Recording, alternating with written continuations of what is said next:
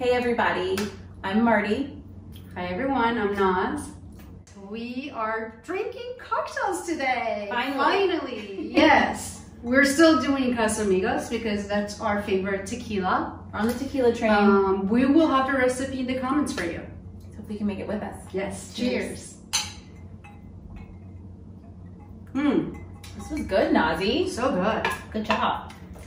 Okay, so, this pandemic that we are all globally, kind of going through, I think there's been a lot of conversation about how everyone is struggling. There's this level of anxiety that everyone's kind of going through, but I think we have to kind of give space for the fact that a lot of us were struggling before the pandemic. Oh yeah. There was a lot of stressful situations and scenarios and things that we were all dealing with in our personal lives, with our families, and our relationships. And then the pandemic hit, and it kind of feels, I know for me, it's kind of felt like almost like a windstorm, a tailspin. Yeah. So today we're talking about friendship and loss, or loss in friendship. I definitely need another drink. Let's dive right in. Okay. So let's do it. What does friendship mean to you? When I think of friendship, it's really a safe space. There's no judgment. It's a place where you can really be your true, authentic self, and it doesn't matter. Whatever it is that you've done. I always make the joke like, I want that friend that I call them and say like, I need you right now, and they put that hoodie on and pull up. They have no questions asked. Right. We'll bury the body and fill me in later. And so loyalty is super important to me, and trust. Those are things that I think are what create a great friendship. But what about you? What qualities do you look at?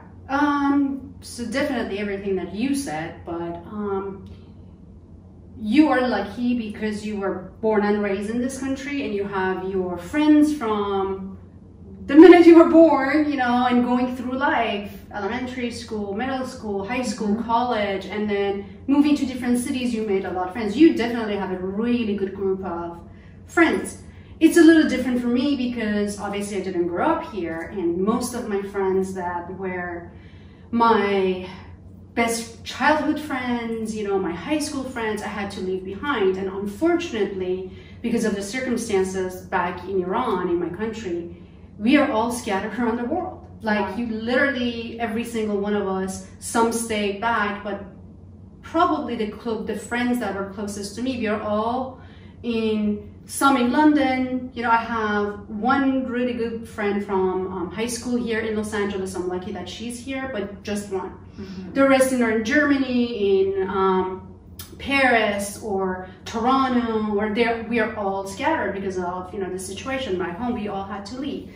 It's sad because it's really not that easy to make friends after a certain age. Yeah.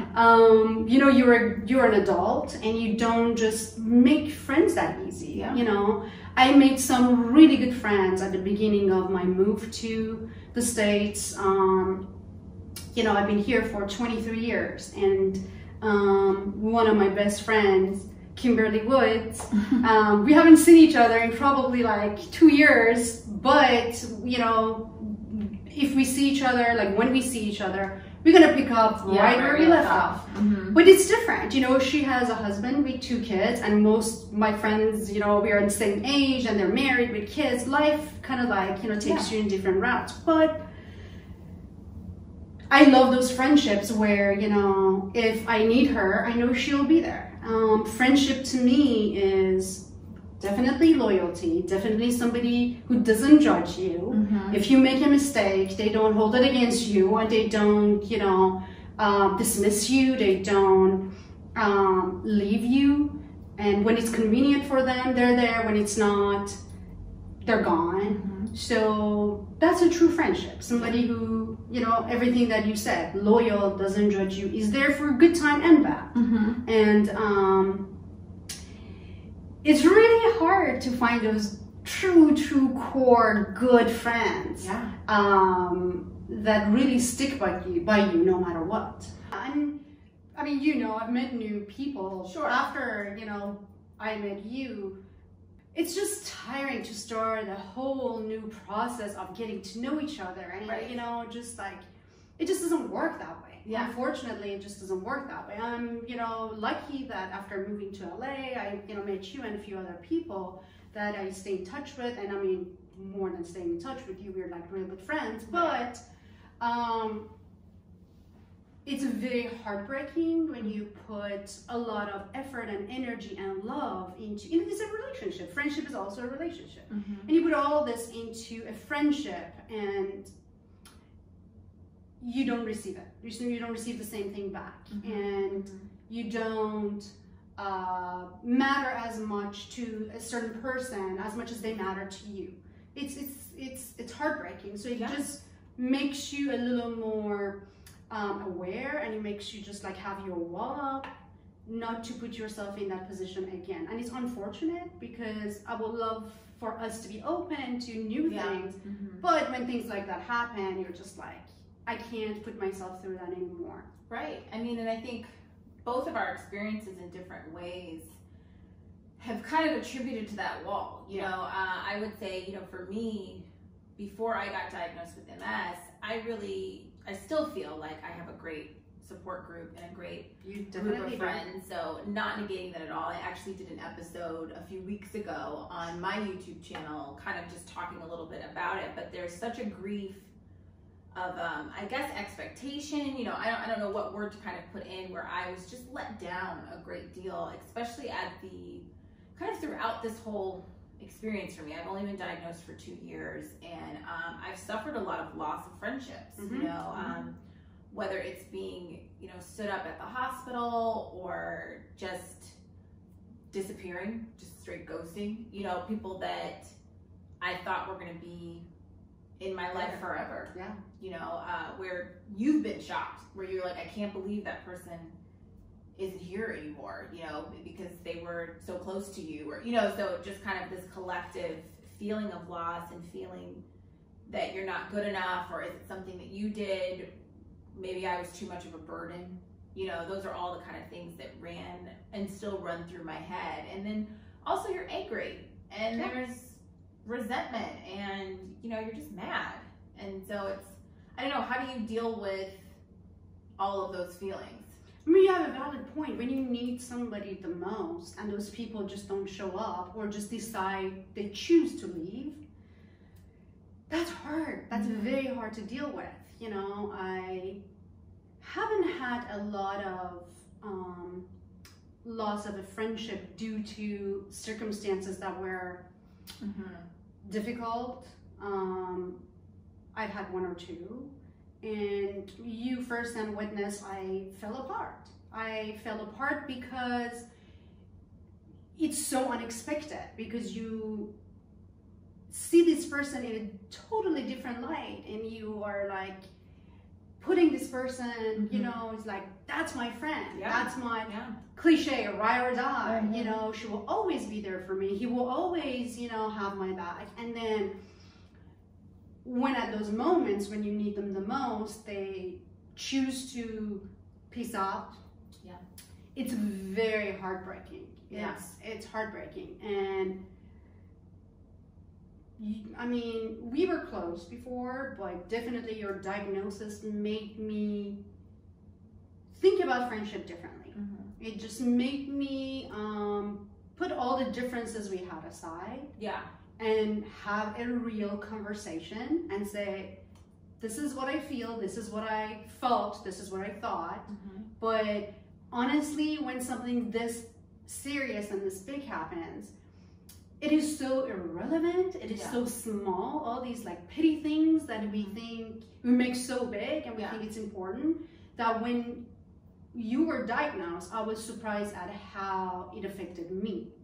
So to me, it was like, it's over. Whatever that we were disagreeing or we didn't see eye to eye, it's over, because, you know, it's silly, it's stupid.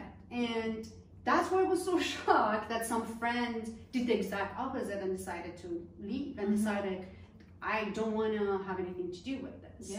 True. So it's, I don't know, everybody sees the friendship differently. for me, I'm a very forgiving person, I think. Yeah, I mean, you let things go. I let things go overnight. Like, we might get in a huge fight, and if she calls me the next morning, I'd be like, "Oh, forget it. Yeah. You know, it's stupid." Like, I don't hold grudges. Mm-hmm. And I think, like, when you're a person who's like that, you expect other people to be like that too. True. So when somebody holds a grudge, you know, when somebody just like keeps that anger in that, you know, I don't know, it's kind of disappointing, especially at, you know, our age. We're adults, you know, we can talk about things. Right. We can just sit down and talk. Use your words. Use your words. If your friend is uncomfortable being in the space that you are with you, have a conversation with me and say, listen, I still love you. You know, we had great memories, great times together, but I have so much. This is too much for me. Too much. I can't handle it. Mm-hmm. If you have a disagreement, if you're angry at me, if I did something, talk to me. Don't just like disappear or like give me silent treatment or just, you know, it's very childish to me. Yeah. So, but everybody's different. True. And I mean, especially right now, I feel like we're all feeling isolated, you know, and you want to reach out, you want to be able to lean on your friends, but your friends are probably going through their own list of, you know, everything that's stressing them out. So it's kind of hard to, you know, we really just have to kind of give each other grace because, you know, for everything that I might be going through, I know you've got your whole, you know, set of burdens, and that we're in this pandemic, we're not working, you know, there's just so much. And so it's not kind of holding that expectation, I think, to your friends either, especially like during this time. But I really wanted to know from you, I've seen so much about what's happening in this pandemic in the sense of domestic violence and how people are, you know, the numbers are just skyrocketing. You know, kids aren't going to school, so it's not getting reported. All the things you said. What can someone do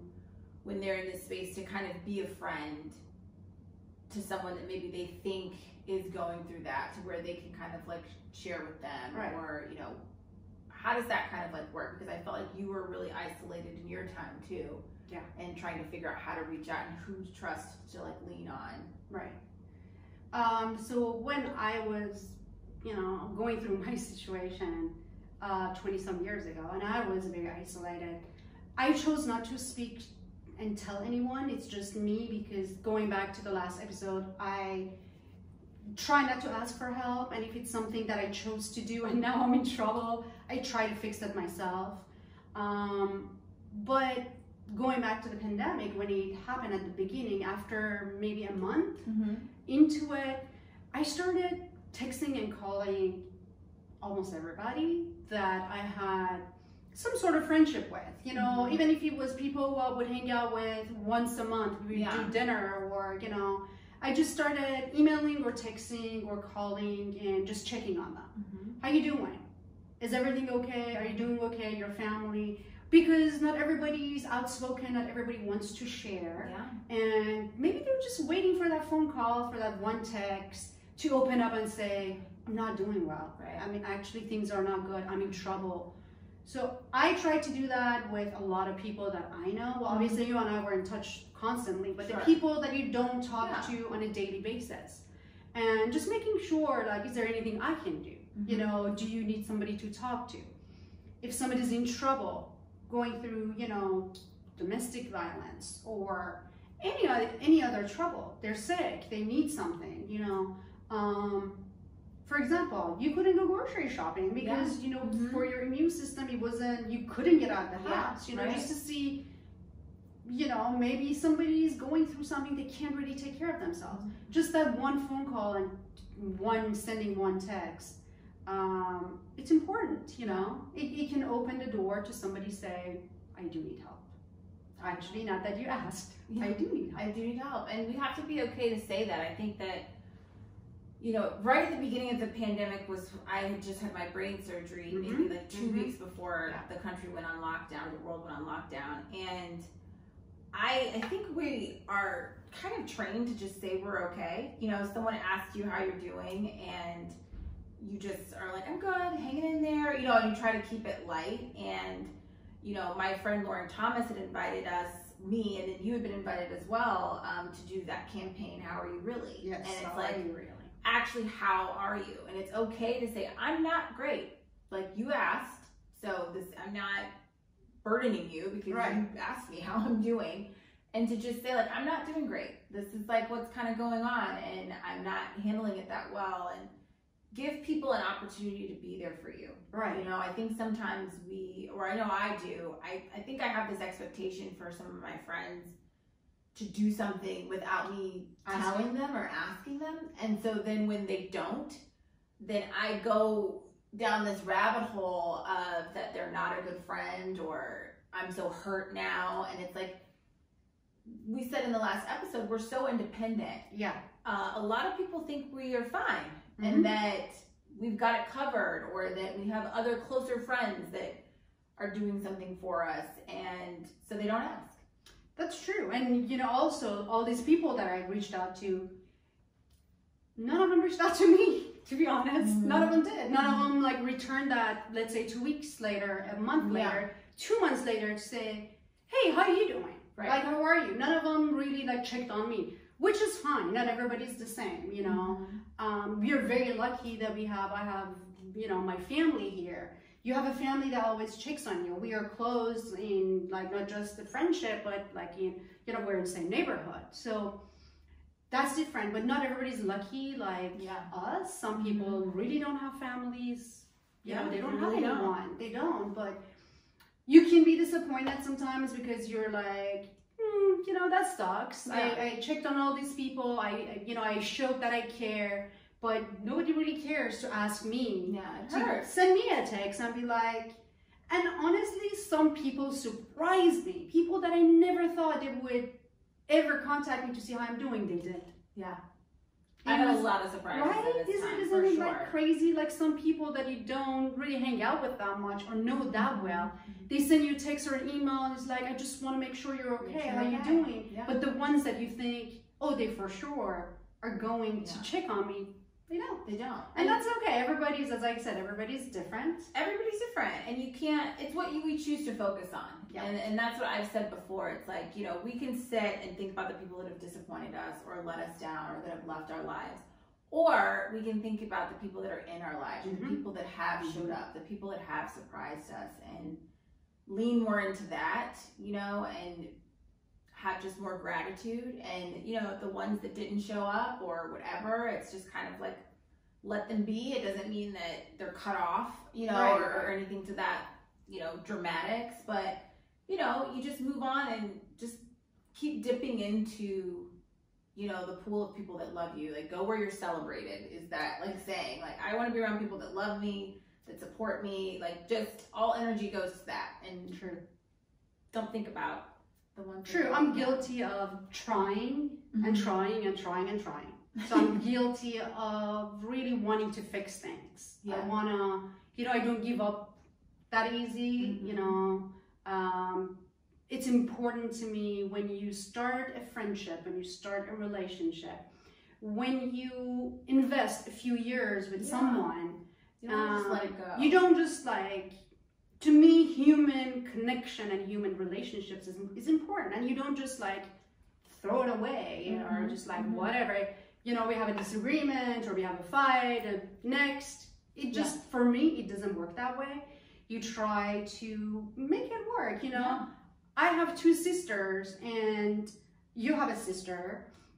It's really normal to get in a fight with your siblings. Yeah. You know, it's normal. You get in a fight. They're still your sister though. Yeah, you don't, you're like, okay, the next day I don't have any sisters because you got in a fight. You know, I used to have a sister. It just doesn't work that way. Right. So to me, friendships that are important, friendships that you put a lot of time and energy and effort into, you don't really throw it away that easy. You just, you know, you work on it, you know, you talk about it, you work on it because it's worth it. Right. But you're right. At some point you have to be like, I did all I could. I did it. I did my best. All. Yeah. You know, I wish you well. Yeah.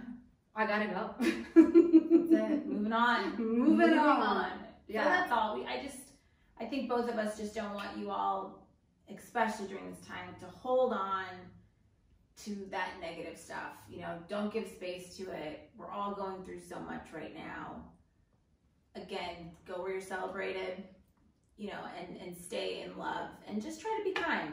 Always. That's what we always say. Yeah, be kind.